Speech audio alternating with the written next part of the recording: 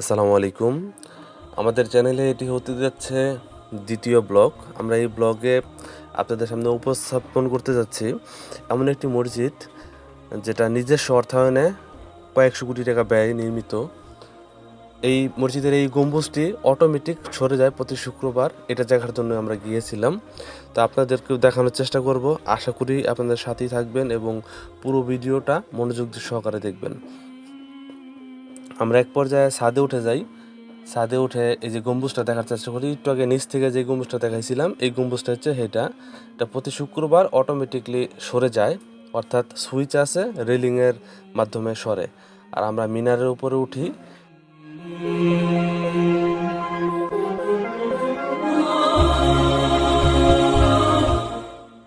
সকালবেলা যে আমি বের হয়েছি বাসা থেকে, এটা প্রস্তুতিমূলক একটা শ্যুট ছিল।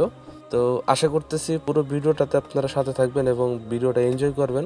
এটা একটা ব্লগিং ভিডিও, এটা আমাদের এই চ্যানেলের 2 নাম্বার ভিডিও। খুবই হেলে দুলে আমি বাসা থেকে বের হয়েছি।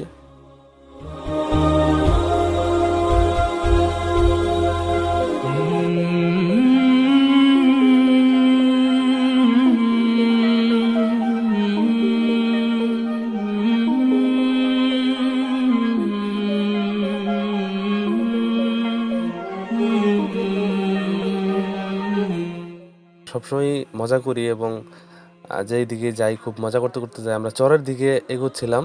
একদম রৌদ্র উজ্জ্বল একটা দিন ছিল, শুক্রবার। গাড়ির পিছনে অনেক ঝাঁকুনি ছিল, হাত দিয়ে মোবাইলটা ধরে রাখছিলাম। কি পরিমাণ ধুলা বালি উড়ে, ইভেন এইখান থেকে বালি বিক্রি হয়, এই জন্য রাস্তাগুলো নষ্ট হয়ে গেছে। নদীর কি প্রাকৃতিক দৃশ্য! সে নিচের দিকে নামতেছে, মোটামুটি প্রায় 2 থেকে আড়াই তলা নিচে নৌকা দাঁড়ায় আছে। তো নৌকাতে ওঠার জন্য মোটরসাইকেল নামতেছে সরাসরি একদম খাড়া, যার কারণে আমি এক হাত দিয়ে ধরে রাখছি, আরেক হাত দিয়ে ভিডিও করতেছি। মোটরসাইকেল টেনে ধরে রাখছি আর কি। আমার সাথে আরেক ছোট ভাই, ও ধরছে। তো আলহামদুলিল্লাহ খুব সুন্দরভাবে আমরা নৌকাতে উঠতে সক্ষম হই। নৌকাতে উঠে যায়, গাড়ি স্টার্টই ছিল। আমি কারণবশত আমি ভিডিওর যে অডিও ছিল, অডিওটা রেকর্ড হয় নাই, এই জন্য মুখ দিয়েই বলা লাগতেছে। আর এমনিতেও মুখ দিয়ে ভয়েস ওভার করতে হয়। আমি আশা করি এই দেখেন কতটুকু উপর থেকে নামতে হয়েছে, এটা মোবাইল থেকে হয়তো ভিডিওর মাধ্যমে বোঝা যাচ্ছে না যে কতটুকু নিচে নামছে। এটা হচ্ছে সে আমাদের ব্রহ্মপুত্র নদী। ব্রহ্মপুত্র নদীতে আমি ছোট ভাইকে একটু ভিডিও করার চেষ্টা করছিলাম, সে বারবার লুকাচ্ছিল, ধরা দিতে চাচ্ছিল না, দেখাতে চাচ্ছিল না। সে এই যে গেঞ্জির ভিতরে ঢুকা দিতেছে মুখ। যাই হোক, সুন্দর একটা ছোট ভাই, সুন্দর একটা গেঞ্জি পরছে, মুরব্বি মুরব্বি।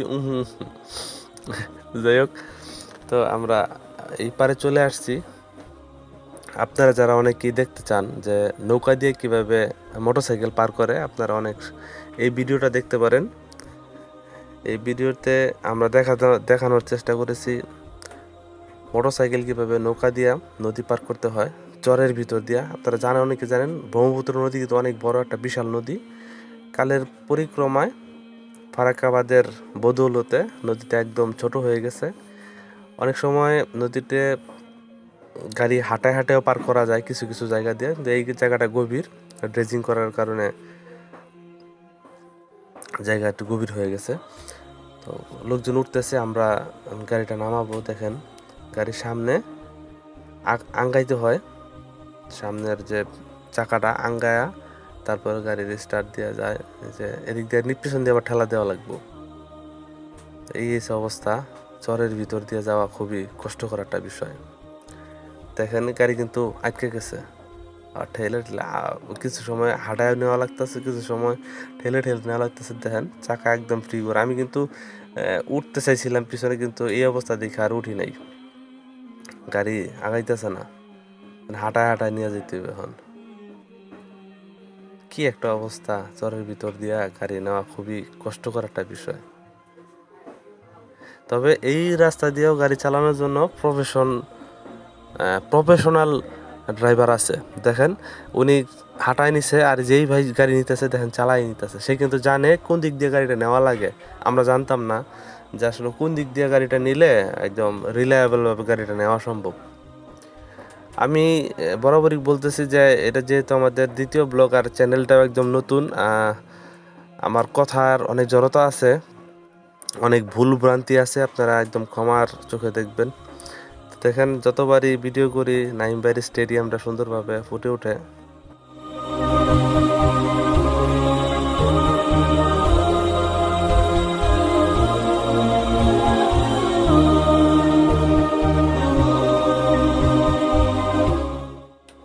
স্পিডটা একটু বাড়াই দিছি কারণ অনেক লম্বা ভিডিও হয়ে যায়, অনেকের দেখতে কষ্ট হয়ে যাবে জন্য। তবে অনেকেই যারা গ্রাম প্রকৃতি ভালোবাসেন তারা এই হাই স্পিড মোশনটা অনেক এনজয় করবেন।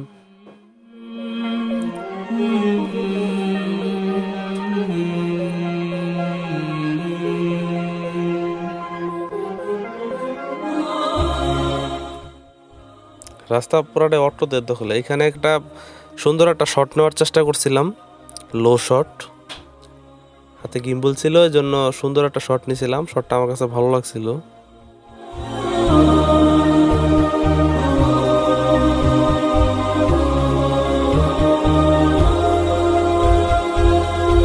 এটা দ্বিতীয় শট ছিল।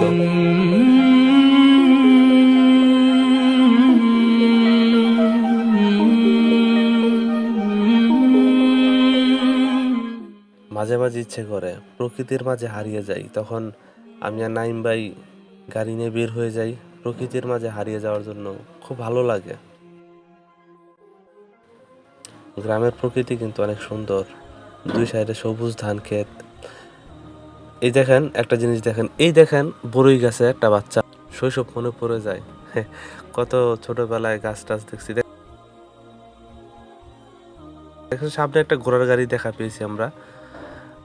গ্রামে কিন্তু এখনো ঘোড়ার গাড়ি দিয়ে, বিশেষ করে চর অঞ্চলে ঘোড়ার গাড়ি দিয়ে এখনো মালপত্র টানা হয়। দেখেন কি কিউট একটা ঘোড়ার গাড়ি, কতগুলা মানে মাল টানতেছে ঘোড়ার গাড়ি দিয়ে।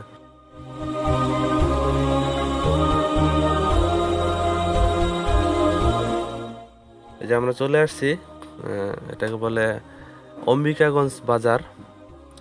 এইখান দিয়ে আমরা যাব। এইখান থেকেই একটা ঘটনা ঘটছে আমাদের সাথে। এই ঘটনাটা আপনাদের সাথে শেয়ার না করলেই নয়। এই পর্যন্ত আমরা ভিডিও করছিলাম, এরপরে কাট করে দিছিলাম, ভিডিওটা হয় নাই। তারপর পরে একটা সিনারি, কিন্তু এই জায়গায় ঘটনাটা ঘটে গেছে। দেখেন ব্রিজটার কথা মনে রাখেন।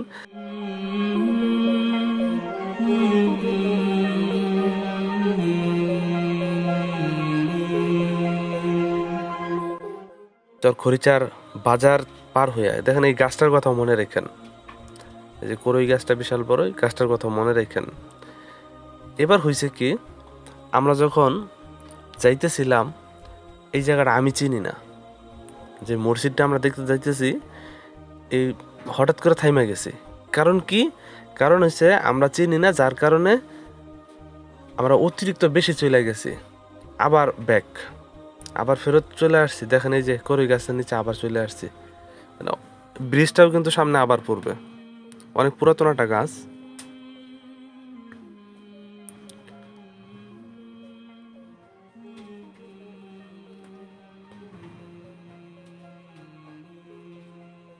দেখেন ব্রিজে আবার চলে আসছি, অর্থাৎ আবার ব্যাগে চলে আসছি, মানে অনেকটুক রাস্তা চলে গেছিলাম। ঘটনা হচ্ছে আমরা খরিচা বাজার পার হওয়ার পর অল্প একটু আসলেই ওই আমরা এই মসজিদটা কিন্তু পাওয়া যাই, কিন্তু ঘটনাচক্রে আমরা অনেক দূর বেশি চলে গেছি। এখন আমি যেহেতু চিনি না, অতএব এখানে নাইম ভাই চেনে। এই যে খরিচা বাজার আবার ব্যাক আসছি, যাওয়ার সময় আমরা এই রুট দিয়েই আবার আসছিলাম, কিন্তু আবার এখন এই রুট দিয়েই আবার ব্যাক যাইতে হইতেছে। মানে আমরা অতিরিক্ত অনেকটুক চলে আসছিলাম, আমাদের অনেকটা সময় নষ্ট হয়েছিল। তো যাই হোক, কিছু করার নাই, হয়েছে তো হয়েছে, যা হওয়ার হয়েছে। দেখেন স্কুলের একটা মাঠ, এখানে কত ছেলে পেলে জড়ো হয়েছে খেলার জন্য। শুক্রবার দিন আসলে শৈশব মনে পড়ে যায়। আমরা কিন্তু অবশেষে আমাদের মসজিদের কাঙ্ক্ষিত মসজিদে দেখা হয়েছে। ওই যে দেখেন, এই যে দেখেন মিনার দেখা যাচ্ছে, দেখছেন? এইখান দিয়েই কিন্তু একটু আগে আমরা গেছি, কিন্তু আমরা খেয়াল করতে পারি না যে এটাই মসজিদ। আলহামদুলিল্লাহ অনেক সুন্দর গোছালো, এবং এটা কিন্তু ব্যক্তি পর্যায়ের একটা মসজিদ। খুব সুন্দর কারিকুলাম গঠনে মসজিদটা তৈরি। বিশাল বড় একটা মাঠ আছে এখানে। আস্তে আস্তে আপনাদের সবই দেখাবো।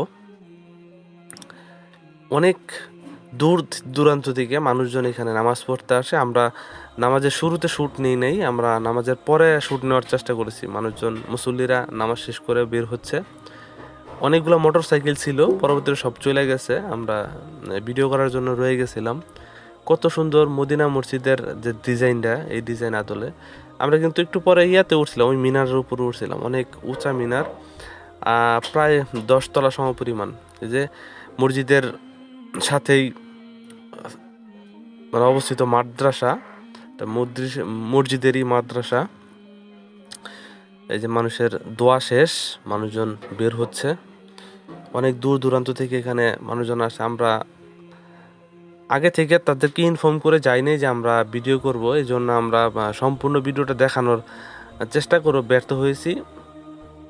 অনেকের ইন্টারভিউ নিতে পারিনি। আমরা কিছু ক্লোজ শটের মানে চেষ্টা করছিলাম। যেহেতু নতুন ইউটিউবার, নতুন চ্যানেল, অত ভালো আপনাদের মানে ইনফরমেশন দিতে পারবো না, তবে চেষ্টা করেছি মসজিদের সৌন্দর্যগুলা তুলে ধরার জন্য। আপনারা উপভোগ করবেন যতটুকু সম্ভব হয়। এখনো কিন্তু মসজিদের নির্মাণ কাজ শেষ হয় নাই, নির্মাণ কাজ এখনো অনেকটা বাকি আছে। দেখেন এখানে ইদিয়া রাখছে, উপরের কাজ চলতেছে, তো এজন্য। তবে এটা দৃষ্টিনন্দন একটা মসজিদ ময়মনসিংহের মধ্যে। অনেক দূর দূরান্ত থেকে মানুষজন এই মসজিদ দেখতে আসে। আসলে ব্যক্তি মালিকানা পর্যায়ে এমন মসজিদ কিন্তু সারা বাংলাদেশে খুব কম। দেখেন কত সুন্দর কারুকাজ করা দরজা, কত ধরনের কাঠের কাজ করা হয়েছে, কত সময় লাগছে। আমি শুনছি এইখানের মোজাইক পাথর, মার্বেল পাথরগুলা বাইরে থেকে কালেক্ট করা।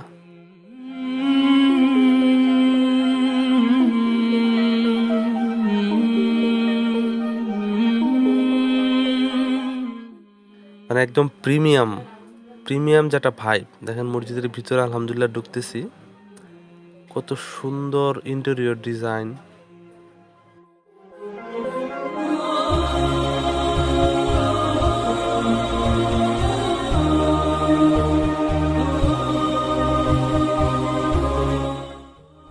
আমরা চেষ্টা করেছি মসজিদের ডিজাইনগুলো আপনাদের সামনে তুলে ধরার জন্য।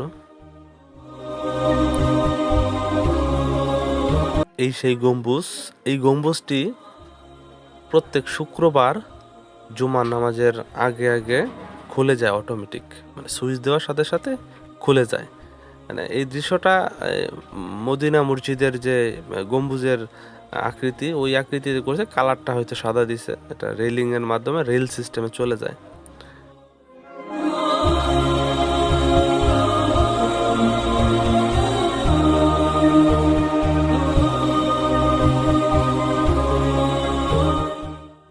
ইন্টেরিয়র ডিজাইন করছে মসজিদের ভিতরে, ডিজাইনগুলো এত সুন্দর আসলে।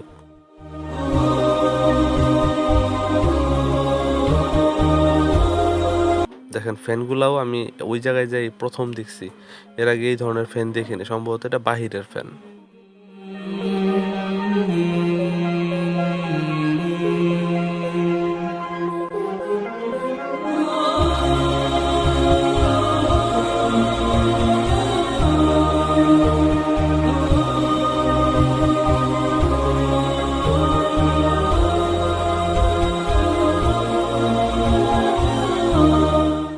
তো সুন্দর একটা কাঠের ডিজাইন তারা করছে মসজিদের ভিতরে।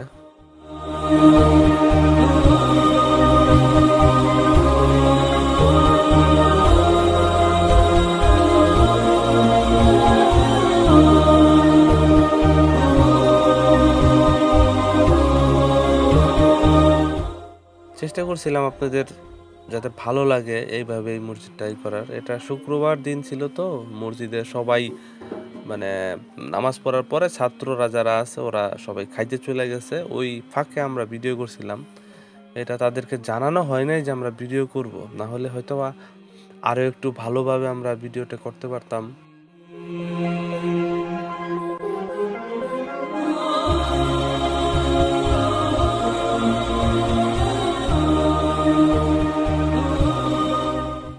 দেখেন ছাত্র ভাইরা চলে আসছে, তারা এখানে বসে কোরআন তেলাওয়াত করবেন।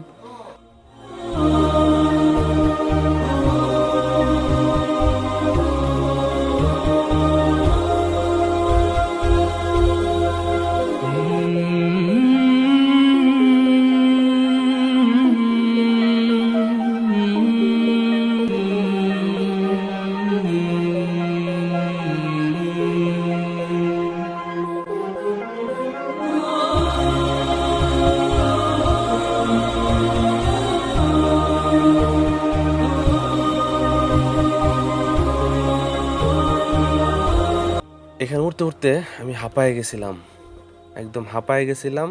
খুব কষ্ট হয়েছে আমার উপর উঠতে। আর আমার হাইট ফোবিয়া আছে, মানে উচ্চতায় উঠলে হাত পাও কাঁপাকাঁপি করে।